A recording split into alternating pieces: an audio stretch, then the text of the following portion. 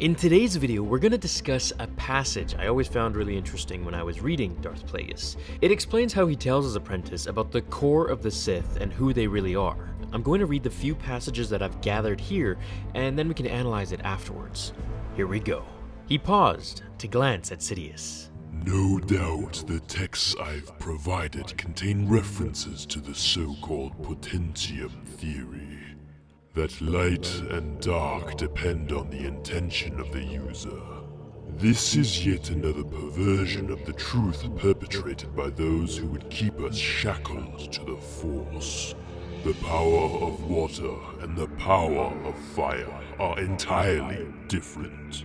Glaciers and volcanoes both have the potential to transform landscapes, but one does so by burying what lies beneath, where the other spews forth new terrain.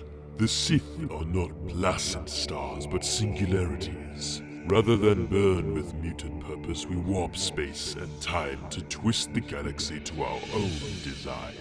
To become one of the grandiloquent power requires more than mere compliance. What's needed is obstinacy and tenacity.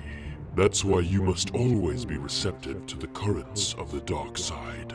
Because no matter how nimble you are or think you are, the Force will show you no pity. As you've learned, your body sleeps, but your mind is never at rest. Then, as the story goes on a few pages, Palpatine asks his master when they'll finally reveal themselves to the Jedi. This was the response. Feast your eyes on our handiwork, Plagueis said, gesturing broadly. Sidious switched off his weapon. I see nothing but ruined droids. Plagueis nodded. Darth Bane advised, one day the Republic will fall and all the Jedi will be wiped out.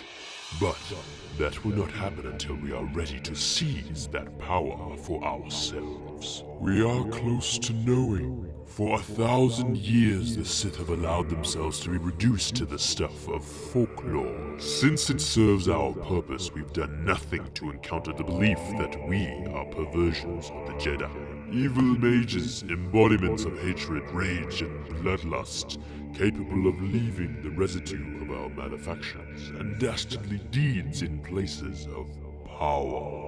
As they continue to speak, Plagueis begins to teach him how to use Force Lightning, which I'll cover in another video if you guys like.